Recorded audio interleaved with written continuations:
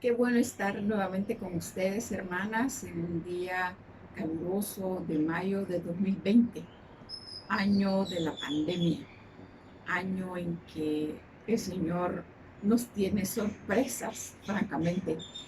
Recordemos que estamos meditando en el Salmo 9.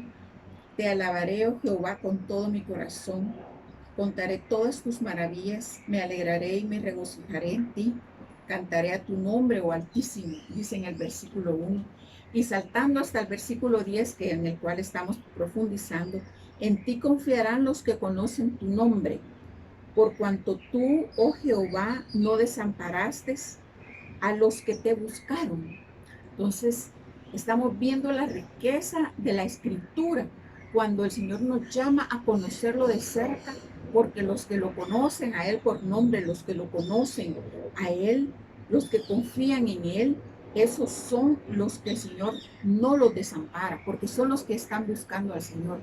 Busquémoslo al Señor en esta mañana, quizá para usted puede ser en la tarde, quizá pueda ser en la noche, pero busquémoslo y aprendamos más de sus nombres. Hoy les traigo tres preciosos nombres del Señor también para conocerlo más de cerca a Él. El Señor se manifiesta su carácter, su personalidad a través de los nombres que nuestros patriarcas dieron allá en el antiguo eh, Israel y que entonces lo pudieron experimentar y conocer. Y el Señor nos da oportunidades como esta pandemia para conocerlo, para experimentarlo, para llegarlo a tratar más de cerca. Fíjese lo que nos dice en Génesis 35:7, es un nombre de él.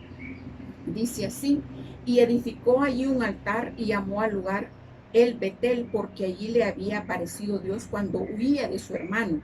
Fíjense que como Jacob le da muchos nombres al Señor y él lo llegó a conocer muy de cerca y lo conoce precisamente en la angustia, lo conoce en la desesperación, así como también el salmista, lo hemos visto, pero cómo él se manifiesta y en este lugar quiere decir el Betel quiere decir el Dios de la casa de Dios. ¿Por qué Betel quiere decir casa de Dios?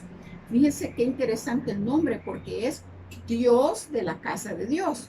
O sea que Dios puede o no estar en la que decimos ser la casa de Dios. Entonces, esto nos lleva a ver la historia, hermanas. Recuerden ustedes a cuántas edificaciones también se les ha llamado la casa de Dios y a través de los siglos se han construido preciosas edificaciones, obras de arte, francamente, que se han llamado así casa de Dios. La pregunta es que si está Dios allí, que si es Dios el de esa casa.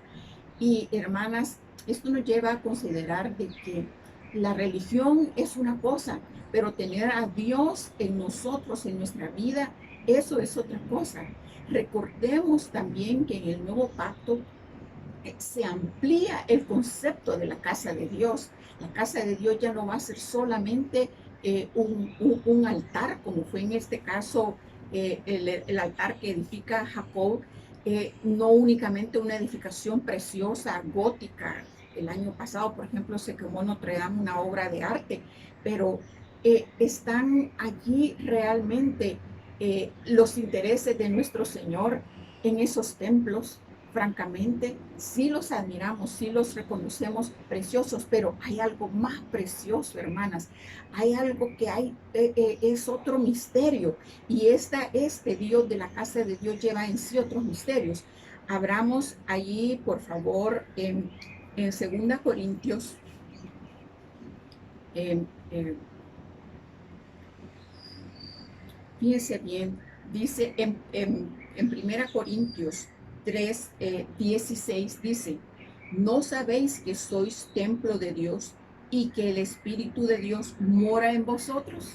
Miren cómo hemos saltado de edificaciones a esta verdad que Pablo en su primera carta a los Corintios nos dice, ¿no sabéis que sois templo de Dios y que el Espíritu de Dios mora en vosotros? Entonces, hermanas, el Dios de la casa de Dios, ese es el que mora en nosotros, es el que está en nosotros. Y agrega en el 17, si alguno destruye el templo de Dios, Dios le destruirá a él, porque el templo de Dios, el cual sois vosotros, santo es. Qué precioso, hermana, y recordarlos en este tiempo de dificultad, de dificultades, de incertidumbres, quizás algunas más con angustias, pero eso, hermana, desechémoslo. Eso es lo que el enemigo quiere hacer en esta casa de Dios. Eso es lo que el enemigo quiere traer, esa zozobra en este tiempo difícil, en este tiempo de prueba mundial, en este tiempo en que el Señor realmente tiene un porqué con esta pandemia. ¿Verdad? ¿Será acaso que nos recordemos más de estas verdades eternas, que Él es Dios de la casa de Dios y que el templo en el nuevo pacto somos nosotros? Y a veces, ¿cómo destruimos este templo? Lo destruimos de diferentes formas. Con nuestra misma preocupación, con nuestra misma angustia, incertidumbre, todo eso destruye este templo, destruye este cuerpo, destruye literalmente los órganos con nuestros hábitos que no son saludables. Va incluida nuestra forma de comer. Comemos alimentos insalubres, comemos fuera de tiempos, comemos eh, más de la cuenta y sobre todo no ayunamos. Y eso, hermanas, tenemos que revalorarlo, porque eso es destruir este templo, es destruir esta casa de Dios.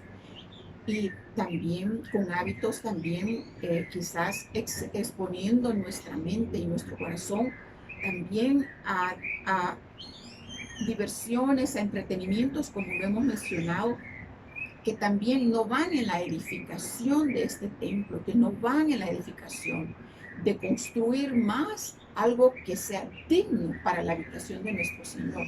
Entonces, hay muchas formas de destruir este templo, ¿verdad? Antes pensamos que solo el cigarro, que solo el tabaco, el alcohol. No, hermanas, este templo se destruye más con la alimentación incorrecta que con, a veces, porque eso está llevando precisamente a muchas causas de muerte. ¿Por qué esta pandemia está haciendo tanto efecto? Está haciendo mayor efecto en las personas que son mayores, porque también tienen más estragos de no haber cuidado este templo, lo que produce el no haber cuidado este templo. Hermanas, cuidemos este templo como una enseñanza que el Señor nos da en esta pandemia también, de cuidarlo así físicamente. No hacemos ejercicio, creemos que ya no tenemos que hacerlos, de cuidarlos, sobre todo espiritual, moral y espiritualmente es nuestra principal causa de descuido muchas veces, porque no le vamos a dar énfasis más a lo físico, sino también a lo espiritual. Tenemos que darle ese peso, porque eso es lo que viene a destruir. Ese cuerpo es de muerte finalmente, ¿verdad? Mientras no seamos liberados de él, pero en este cuerpo también el Señor quiere manifestar que Él tiene una casa, esa casa de Dios, esa casa que Él se llama así, el Betel, que este cuerpo sea el Betel. Pasemos a otro nombre, hermanas, y este es un nombre que quizás lo conocemos más, Jehová Jireh, es Jehová proveerá. Miren ustedes en Génesis 22:14. En Génesis hay muchos nombres del Señor. Y llamó a Abraham el nombre de aquel lugar, Jehová proveerá. Por tanto se dice hoy, en el monte de Jehová será provisto. Fíjese qué preciosa, cómo fueron estos patriarcas conociendo la identidad del Padre a través de cómo proveyó acá. Realmente el Señor se proveyó de un holocausto cuando Abraham estaba obedeciendo el 100%, y él sabía que tenía un Dios justo, que cualquiera que fuera el resultado de aquella petición, el Señor se iba a proveer, el Señor iba a cumplir su justicia y su misericordia en él también. ¿Cuántas veces buscamos esta provisión para esta satisfacción emocional, aún espiritual, en otros asuntos, en otras casas, en otros lugares, en otros dioses, hermanas, o diosas? Que también este país tiene muchas diosas y muchos dioses, y llevando un nombre tan precioso, lo desconocemos. Por eso el Señor a veces no provee lo que tiene que proveer, porque lo estamos desconociendo como este Dios proveedor. Estamos bendiciendo a otros a veces en nombre de personas, personas que ya no están sobre este planeta. El único que puede bendecir es nuestro Señor. El único que puede proveer bendición es nuestro Señor.